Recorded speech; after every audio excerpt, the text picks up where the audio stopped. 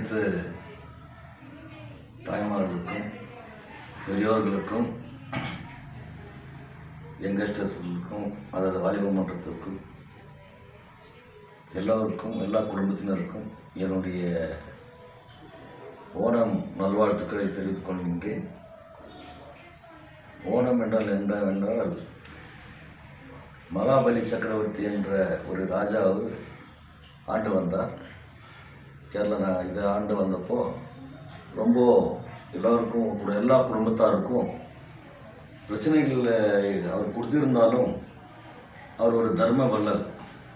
ஆனால் அதே நேரத்தில் இந்த தர்ம வள்ளலாக இருக்கிறதுனால இவர் எது கேட்டாலும் தர்மம் பண்ணிடுவாங்கன்ற இதில் எல்லா மக்களும் பகவான் கிருஷ்ணன்கிட்ட முறையிட்டப்போ அந்த சமயத்தில் கிருஷ்ண பகவான் வாமன அவதாரம் எடுத்து அவர்கிட்ட ஒரு 3 அடி மண் கேட்கிறார். அவருக்கு மண்ணடி கேட்குறப்போ சின்ன ஒரு குழந்தையோட அவதாரம் எடுத்து வந்ததுனால 3 அடி மண் தானேன்னு சொல்லிட்டு கொடுத்துறாரு. அப்போ தான் அவர் ஒரு மகாவிஷ்ணு அவதாரம் எடுத்து ஒரே அடி வானம் முதல் பூமி வரை வச்சுட்டாரு. அடுத்த அடின்றது இங்கேருந்து அது வரைக்கும் அளந்துட்டார். 3ஆவது அடிக்கு இடம் இல்லாமல் போயிடுது. அப்போ நான் எங்கே வைக்கிறதுன்னு ஒரு அடின்னு கேட்குறப்போ என்னுடைய தலைமையில் வை என்று சொன்னவுடன் அவரை பாதாளத்துக்கு தள்ளிவிடுகின்றார். அதற்கு முன்னாடியாக ஒரு வரம் கேட்கிறார். உனக்கு என்ன ஆசை என்று கேட்கின்றார். அதற்கு அவர் சொல்கிறார், வருஷத்தில் ஒரு முறை நான் செய்த இந்த இதுக்கெல்லாம் என்னுடைய பிரஜைகளை நான் பார்க்க ஆசைப்படுறேன். அதுக்காக என்ன பண்ணுறோம்னா இந்த மாதிரி இதுக்கு ஓணக்காலம்னு நம்ம சொல்லுவோம். ஓணக்காலம் எதுக்குன்னாக்கா அந்த நேரத்தில் அந்த மகாராஜா ஒரு விழா வந்து பார்க்குற மாதிரி ஒரு சங்கல்பம் அது ஆதிக்கத்தில் இருக்கிறது. அதனால தான் அந்த ஓணக்காலத்தை எல்லா வீட்லேயும் போடுறது. ஆனால் கேரளாவை பொறுத்த வரைக்கும் இது கிறிஸ்டின் பண்டிகையோ இஸ்லாமியஸ் பண்டிகையோ இல்லை இந்துஸ் பண்டிகையோ கிடையாது.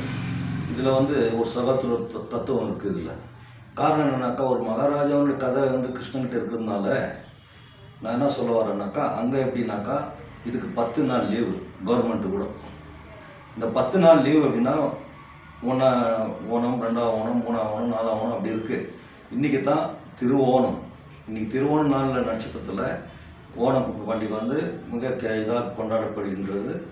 அதே போல் இந்த கேரளத்தில் எப்படின்னாக்கா இன்றைக்கி ஜாதி மதம் பேதம் இல்லாமல் எல்லா மக்களும் சேர்ந்து அங்கே இந்த வல்லங்களின்னு சொல்லுவோம். வல்லங்களின்னாக்கா போட் ரேஸ் அந்த மாதிரி விளையாட்டுமோ அப்புறம் இந்த களம் யார் நல்லா போடுறாங்கன்ற ஒரு போட்டி கோல போட்டி மாதிரி அது பூவிலே போட்டு அதுக்கும் முதல் பரிசு செகண்ட் பரிசு அந்த மாதிரிலாம் இருக்குது.